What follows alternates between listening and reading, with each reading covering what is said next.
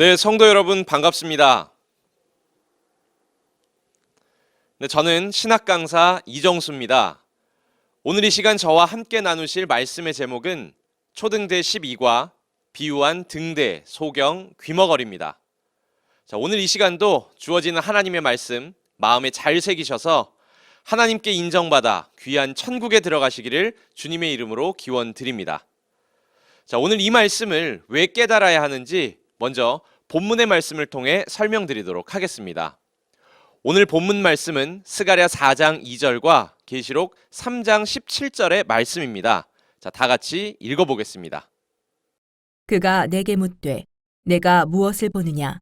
내가 대답하되 내가 보니 순금 등대가 있는데 그 꼭대기에 주발 같은 것이 있고 또 그 등대에 7 등잔이 있으며 그 등대 꼭대기 등잔에는 7 관이 있고 내가 말하기를 나는 부자라 부요하여 부족한 것이 없다 하나 내 곤고한 것과 가련한 것과 가난한 것과 눈먼 것과 벌거벗은 것을 알지 못하도다.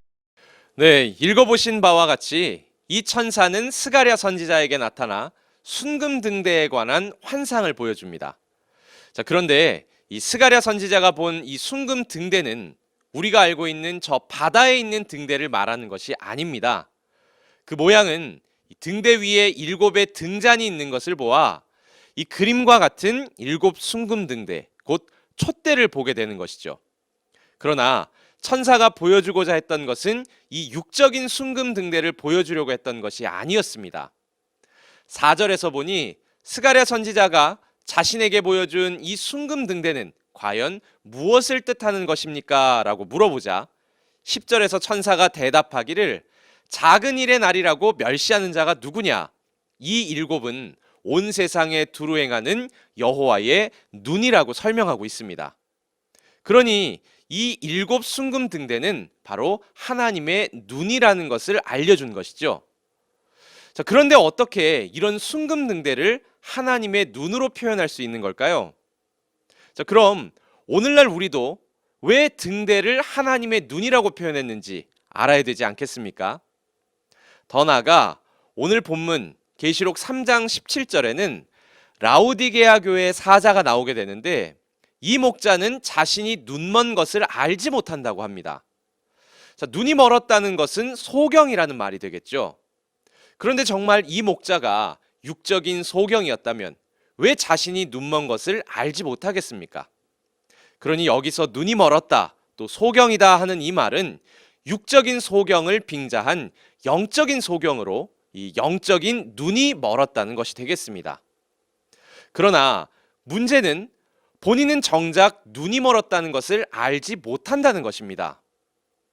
오늘날 우리도 이 영적인 눈이 무엇인지도 모르고 영적인 소경이 무엇인지 알지 못한다면 혹시 지금 내가 소경이 되었다고 한들 알지 못하는 것 아니겠습니까? 그래서 오늘 이 시간을 통해서는 이 영적인 등대, 그리고 영적인 눈, 또 영적인 소경은 무엇인지 하나씩 알아보도록 하겠습니다. 자, 비유한 등대, 소경, 귀머거리의 실체입니다. 결론적으로 말씀드리자면 성경에서 말하는 비유한 등대는 영과 사명자를 뜻합니다. 또 비유한 소경은 말씀을 보아도 깨닫지 못하는 자를, 또 비유한 귀머거리는 말씀을 들어도 깨닫지 못하는 자를 이와 같이 표현한 것입니다. 자, 왜 이와 같은 답이 나오게 되었는지 이제 성경을 통해 하나씩 설명드리도록 하겠습니다. 자, 먼저 비유한 등대에 대해서 알아보기 위해서는 육적인 등대의 특성을 살펴봐야 되겠죠. 자, 이 등대는 모세 때 지었던 장막 안의 기구 중에 하나였습니다. 또한 그 역할은 어두움을 밝혀주는 역할을 했던 것이죠. 자, 이 등대를 어떻게 만들게 되었는지 출애굽기 25장 8절부터 9절을 읽어보겠습니다. 내가 그들 중에 거할 성소를 그들을 시켜 나를 위하여 짓되 무릇 내가 내게 보이는 대로 장막의 식양과 그 기구의 식양을 따라 지을지니라. 네, 말씀을 통해 살펴보니 하나님께서는 시내산에서 모세에게 명하시기를 하나님께서 보여주시는 대로 이 장막의 식양과 그 기구의 식양을 따라 지을 것을 명해 주셨습니다. 이 명령을 따라 모세는 이 땅에 장막을 짓게 된 것이죠. 그 모양은 이 그림과 같이 성소와 지성소로 구분하여 짓게 됩니다. 이 지성소 안에는 언약궤를 두었으며 이 성소 안에는 12개의 떡을 올려놨던 12떡상과 또 분향을 했던 분향단이 있었습니다. 또한 대표적인 기구로는 오늘 우리가 알아보고자 하는 이 순금 등대가 이 성소 안에 있었던 것입니다. 자, 이 순금 등대는 어떤 역할을 하며 어떻게 사용해야 되는지 출애굽기 27장 20절에 가서 본 바, 이 7의 등대는 반드시 하나님께서 명해 주신 감람을 찧어서 만든 감람 기름만을 사용하라 명해 주셨습니다. 더 나아가 21절에 가서 보니 저녁부터 아침까지 간검하라는 이 말씀을 보아 빛이 없는 기간 동안에 이 등불을 꺼뜨리지 말고 성소를 밝힐 것을 또 명해 주신 것이죠. 자, 이와 같은 장막을 만들고 이 같은 기구들을 만들어 하나님을 모시고 하나님을 섬겨왔던 자들이 바로 육적 이스라엘 백성들이었습니다. 하지만 히브리서 8장 5절에 가서 본 바, 그들이 섬겼던 이 장막은 하늘에 있는 것의 모형과 그림자라고 하는 것이죠. 그러니 모세 때 이 장막은 그림자였고 참 형상은 따로 있다는 것입니다.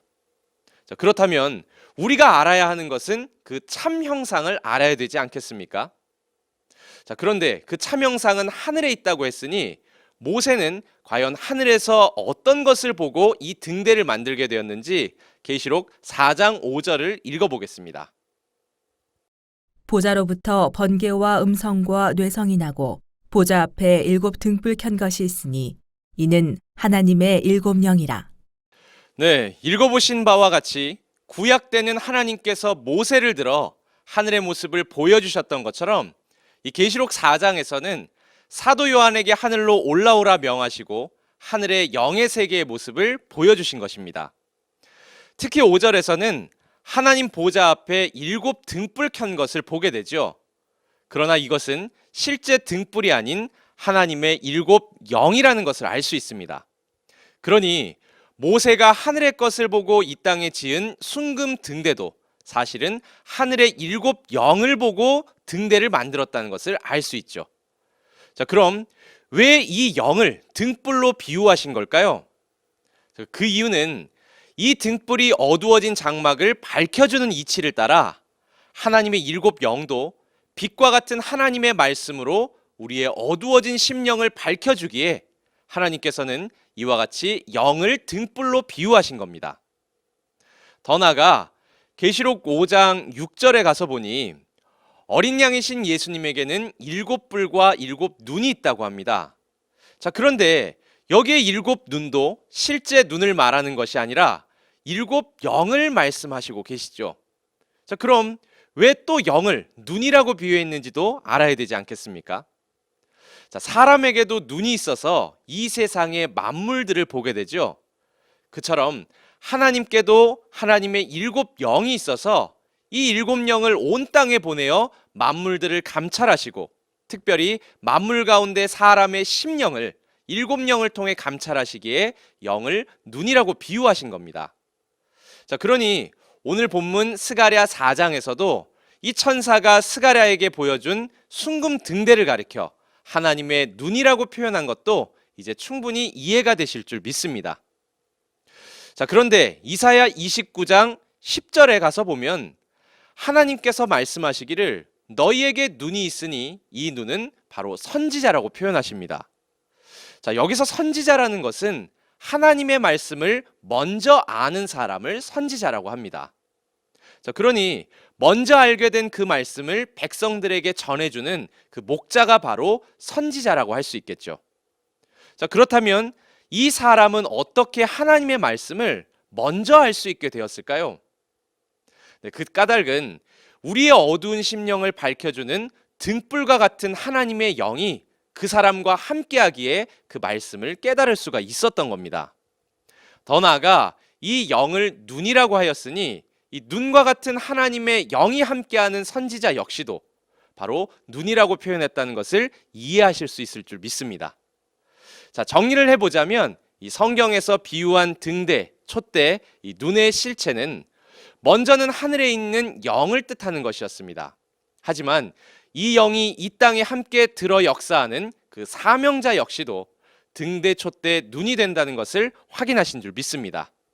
자, 그래서 이 비유한 등대, 촛대, 이 눈의 실체는 영과 사명자가 되겠습니다. 더 추가적으로 말씀을 드리자면 이 등불이 켜졌다라고 말하는 것은 하나님의 영이 함께하는 것을 뜻하는 것이며, 등불이 꺼졌다 하는 것은 그 영이 떠나간 상태를 말하는 것입니다. 그러니 이 말씀을 들으시는 우리 성도님들도 반드시 하나님의 영이 함께하는 등불이 켜진 밝은 신앙 하시기를 주님의 이름으로 다시 한번 기원드립니다. 자, 그럼 이번에는 이 등대에 관한 성경의 예언과 성취에 대해서 알아보도록 하겠습니다. 자, 구약 성경과 신약 성경에 아울러서 이 등대에 관한 예언이 되어 있습니다. 이와 같이 예언되어 있다는 것은 때가 되면 그 실체가 나타난다는 말이겠죠. 자, 그럼 어떻게 그 실체가 나타나는지 먼저 구약부터 살펴보도록 하겠습니다. 이 구약 때에 모세가 하늘에 있는 모습을 보고 이 땅에 그 등대를 짓게 되었습니다. 자, 그런데 모세 때 지었던 장막은 바로 모형과 그림자라고 했으니 때가 되면 이 그림자의 실체가 나타나게 될 줄 믿습니다. 이 내용이 히브리서 9장 9절부터 10절에 잘 나와 있습니다. 이 장막은 현재까지의 비유라고 하죠. 그리고 이 장막이 비유라고 했으니 장막 안에 있는 등대 역시도 비유가 분명한 것입니다. 하지만 이 모든 것들은 개혁될 때까지 맡겨놨다 하는 그 말처럼 개혁되는 그때가 되면 분명히 장막 안에 있는 그 등대의 실체도 나타나게 되는 것입니다. 자, 그러면 이 개혁될 때 나타나는 등대의 실체는 과연 초림 때에 누구로 나타나게 되었을까요? 자, 그 내용은 요한복음 5장 35절을 통해 알 수 있습니다. 자, 다 같이 읽겠습니다. 요한은 켜서 비치는 등불이라. 너희가 일시 그 빛에 즐거이 있기를 원하였거니와. 네, 읽어보신 것처럼 이 구약의 예언이 성취되는 초림 때에 예수님께서는 예수님보다 앞서온 세례 요한을 가리켜 요한은 켜서 비치는 등불이라고 하신 것입니다. 자, 그러니 이 구약 성경이 예언하고 있는 이 등불 등대의 참 형상으로 나타난 실체는 초림 때의 다름 아닌 세례 요한이라는 것을 알 수 있는 것이죠. 자, 그럼 왜 세례 요한을 등불로 또 등대로 비유한 것일까요? 그 이유는 하늘의 참 형상이었던 7등불의 영이 바로 세례 요한과 함께 역사했기에 세례 요한을 가리켜 등불로 표현한 것입니다.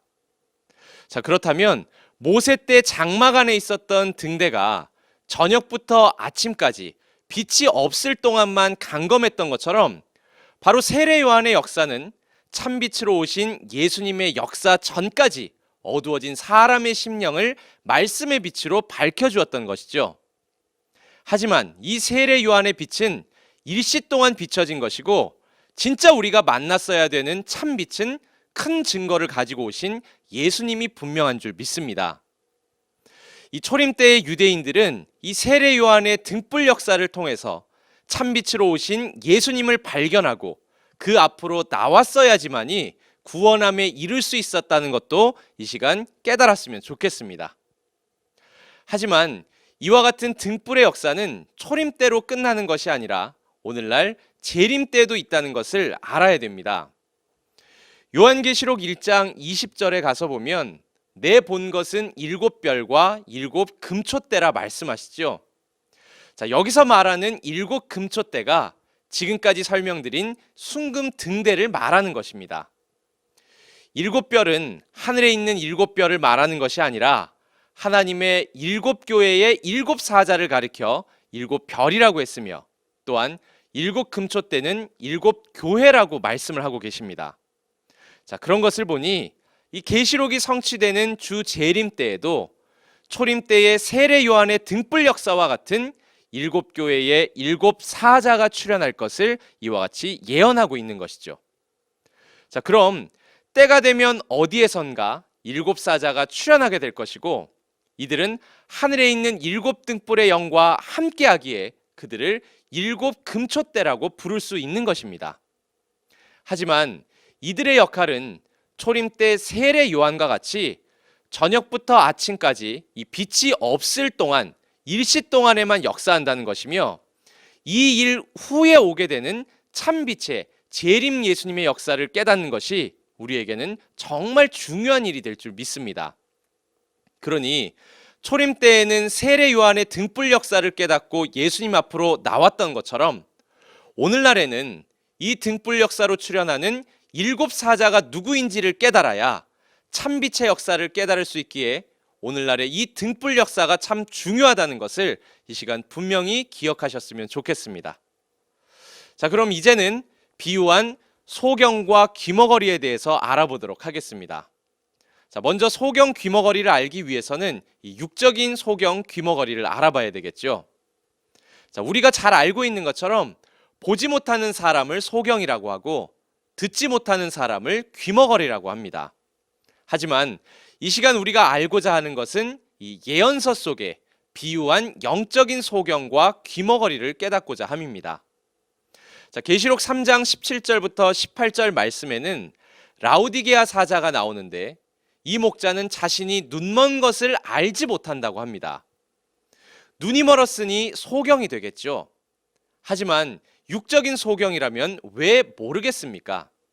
그러니 여기에서 말하는 목자는 영적인 눈이 먼 영적인 소경이라는 것을 알 수 있습니다. 또한 초림 때 오신 예수님께서는 마태복음 13장 9절에 이르시기를 천국의 비밀을 비유로 말씀하시면서 귀 있는 자는 들을지어다 이렇게 말씀하십니다. 정말 육적인 귀가 있는 자라면 다 들을 수 있을 텐데 왜 이와 같이 말씀을 하셨을까요?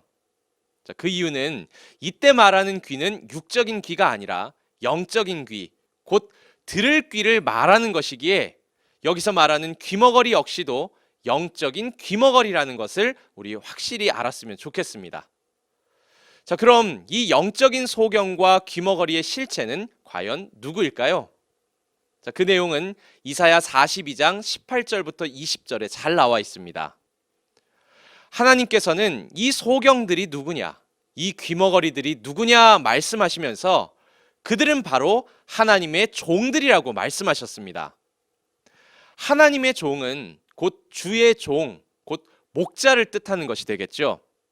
그러니 하나님께서는 하나님의 목자들이 때가 되면 소경과 귀머거리가 될 것이라고 이처럼 예언을 하신 겁니다. 자, 그럼 왜 하나님의 목자들이 이와 같이 소경, 귀머거리가 될 수밖에 없었는지 우리 이사야 29장 9절부터 13절의 말씀을 다 같이 읽어보겠습니다. 너희는 놀라고 놀라라. 너희는 소경이 되고 소경이 되라. 그들의 취함이 포도주로 인함이 아니며 그들의 비틀거림이 독주로 인함이 아니라 대저 여호와께서 깊이 잠들게 하는 신을 너희에게 부어주사 너희의 눈을 감기셨음이니 눈은 선지자요 너희 머리를 덮으셨음이니 머리는 선견자라. 그러므로 모든 묵시가 너희에게는 마치 봉한책의 말이라. 그것을 유식한 자에게 주며 이르기를 그대에게 청하노니 이를 읽으라 하면 대답하기를 봉하였으니 못하겠노라 할 것이요 또 무식한 자에게 주며 이르기를 그대에게 청하노니 이를 읽으라 하면 대답하기를 나는 무식하다 할 것이니라. 주께서 가라사대 이 백성이 입으로는 나를 가까이하며 입술로는 나를 존경하나 그 마음은 내게서 멀리 떠났나니 그들이 나를 경외함은 사람의 계명으로 가르침을 받았을 뿐이라. 네, 읽어보신 것과 같이 하나님께서는 너희는 놀라고 놀라라, 너희는 소경이 되고 소경이 되라 말씀하십니다. 그들이 이와 같이 소경이 될 수밖에 없었던 이유는 하나님께서 그들의 눈을 감기셨고 머리를 덮으셨기 때문이라고 합니다. 그러나 그 눈은 실제 이 눈을 말하는 것이 아니라 너희의 눈은 선지자고 머리는 선견자라고 말씀하시죠. 그러니 진짜 소경이 된 자는 바로 목자들이라는 것을 우리에게 알려주신 것입니다. 그러나 세상의 소경은 이 눈앞에 사물이 보이지 않겠지만 이 소경된 목자들은 무엇이 보이지 않을까요? 자, 마치 그들에게는 모든 묵시가 봉한 책의 말이 되었다 하는 그 말처럼 이들에게 보이지 않은 것은 묵시, 곧 예언의 말씀이 보이지 않았던 것입니다. 이 글자를 읽을 수 없었던 것이 아니라 이 말씀을 읽어봐도 깨달을 수가 없었던 것이죠. 자, 그러니 정리하자면 하나님께서 주시는 이 묵시의 말씀을 보아도 깨닫지 못하는 자들이 바로 영적인 소경이라는 것을 알 수 있습니다. 자, 그럼에도 불구하고 그들은 자의적인 해석과 자의적인 판단에 의해서 사람의 계명으로 사람들을 가르쳐 왔던 것이죠. 그러므로 말미암아 그 사람의 가르침을 받은 자들은 입술로는 하나님을 존경하지만 마음으로는 멀어지게 되어 그들 역시도 소경이 될 수밖에 없음을 성경은 예언하고 있는 것입니다. 자, 그렇다면 이 사람들을 하나님에게서 멀어지게 만들고 또 묵시의 말씀을 온전히 가르치지 못하는 이 목자들은 과연 누구로 나타나게 되었을까요?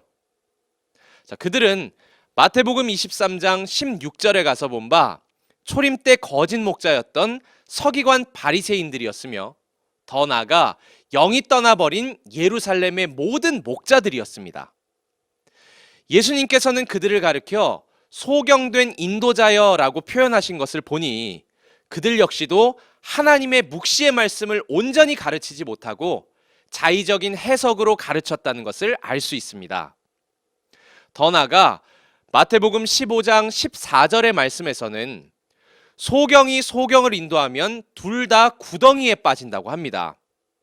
자, 그렇다면 인도하는 소경은 앞서가는 목자된 자들이 되겠으며 그 뒤에 따라가는 소경은 그들의 가르침을 받는 백성들과 교인들을 말하는 것이 되겠죠. 그러니 온전한 것을 가르치지 못하는 그런 목자를 만나게 되면 따라가는 자들 역시도 구덩이, 곧 지옥에 갈 수밖에 없음을 성경은 우리에게 분명 말씀해주고 있습니다. 자, 그렇다면 그들이 소경이 될 수밖에 없었던 그 이유는 무엇이었을까요? 그 내용은 마태복음 13장 15절에 가서 본 바 그들의 마음이 완악하였기 때문이라고 합니다. 그러기에 정작 들어야 될 것은 듣지 못하고 봐야 될 것은 보지 못하는 영적인 소경과 귀머거리가 된 것이죠. 자, 그들의 마음이 완악한 까닭은 초림 때의 계시의 말씀을 가진 예수님을 보면서도 알아보지도 못하고 예수님의 그 말씀을 받지 않았기 때문입니다. 그래서 그들을 완악하다라고 말씀하신 것이죠. 자, 그렇다면 예수님께서 정말 원하셨던 것은 무엇이었을까요? 요한복음 9장 39절부터 41절의 말씀처럼 예수님은 소경된 자들은 보게 하고 또 본다고 하는 자들은 소경되게 하신다고 합니다. 하지만 그들은 그저 본다고 하기에 그들의 죄가 그냥 있다고 말씀하신 것이죠. 자, 그러니 예수님의 말씀대로라면 예수님께서 정말 원하셨던 것은 자신이 하나님의 말씀을 온전히 알지 못하는 소경된 자들이라는 것을 고백하고 예수님 앞으로 나와 간절한 마음으로 말씀을 받기를 원하셨던 것입니다. 자, 그런 사람들에게는 예수님의 이 계시의 말씀을 허락하셔서 밝히 볼 수 있게 해주셨지만 자의적인 판단과 또 사람의 계명 아래 머물러서 오히려 예수님을 핍박하고 비난하는 자들은 절대 예수님을 영접할 수가 없었기에 소경이 되었으며 더 나아가 구덩이, 곧 지옥에 빠지는 자들이 될 수밖에 없었음을 다시 한번 기억하셨으면 좋겠습니다. 자, 하지만 이 같은 일은 초림 때로 끝나는 것이 아니라 오늘날 재림 때에도 있다고 알려주고 있습니다. 계시록 2장 5절에 가서 보면 마지막 때에 예수님과 함께 역사하는 7 사자가 출현하게 됩니다. 이들은 온전한 것을 증거할 때도 있었지만 처음 사랑을 버렸다는 말씀을 보니 시간이 지나면서 그 마음이 예수님에게서 멀어지게 되었음을 알 수 있는 것이죠. 예수님께서는 그들에게 회개할 것을 요구하셨지만 그들이 회개하지 않기에 촛대를 옮기겠다 말씀하셨습니다. 자, 여기에서 말하는 촛대를 옮긴다고 하는 것은 지금까지 우리가 배운 대로 영이 떠나가는 것을 말합니다. 영을 또 눈이라고 비유했으니 이 눈이 없어지는 소경이 될 것이라고 말씀하신 것이죠. 더 나아가 계시록 3장 17절의 말씀을 보면 그들은 소경이 되었음에도 불구하고 눈먼 것을 알지 못한다고 말합니다. 그러니 재림 때의 소경은 이 7금초대 장막의 사자들과 진리를 알지 못하는 모든 거짓 목자들이라는 것을 확인할 수가 있습니다. 자, 초림 때의 서기관 바리새인들도 본인들이 소경임에도 불구하고 소경이 아니라고 말하는 것처럼 마지막 때 이 목자들도 본인들이 소경임에도 불구하고 소경인 것을 모른다는 것이죠. 자, 그렇다면 이 모습을 통해 마지막 때의 목자들이 어떻게 될 것이라는 것을 알 수 있는 것 아니겠습니까? 더 나아가 소경이 소경을 인도하면 둘 다 구덩이에 빠진다는 것처럼 오늘날에도 소경된 목자의 가르침을 받게 되면 믿는다고 하면서도 오히려 초림 때처럼 지옥으로 인도함 받을 수밖에 없다는 것도 다시 한번 명심하셨으면 좋겠습니다. 자, 그럼 이 말씀을 들으시는 우리 성도님들께서도 자신이 속한 그 목자가 과연 계시의 말씀을 전할 수 있는 목자인지 아니면 사람의 계명만으로 가르치는 소경된 목자인지 확인하셔야 되지 않겠습니까? 또한 성경대로 모든 것을 밝히 증거하는 그 계시의 말씀을 증거하는 목자를 찾아 그 앞으로 나와야지만 우리의 눈도 분명히 뜨게 될 것을 믿습니다. 자, 그렇다면 오늘 말씀 이제 총 정리해 보도록 하겠습니다. 자, 오늘 배우신 비유한 등대, 촛대, 눈은 바로 영과 사명자를 뜻하는 것이었습니다. 또한 비유한 소경은 말씀을 보아도 깨닫지 못하는 자를, 또 귀머거리는 말씀을 들어도 깨닫지 못하는 자를 비유한 것이었습니다. 자, 지금 이 말씀을 들으시고 여러분들이 정말 하나님의 말씀을 이제껏 알지 못했던 영적인 소경과 귀머거리였다는 것이 고백이 되신다면 앞으로 배워나갈 이 말씀들이 여러분들의 눈을 밝혀줄 수 있는 안약이 될 것이라 믿습니다. 자, 오늘 말씀은 이제 이것으로 마치고 다음 시간을 안내해 드리도록 하겠습니다. 다음 시간은 초등 제13과 비유한 보물 부자입니다. 자, 성경에서는 천국을 밭에 감추인 보화라고 하였는데 과연 이 천국의 보화는 무엇인지 다음 시간을 통해서 자세히 알려드리도록 하겠습니다. 자, 다음 시간도 천국을 소망하는 마음으로 시청해 주시기를 부탁드립니다. 자, 지금까지 시청해 주신 성도님들 대단히 감사합니다.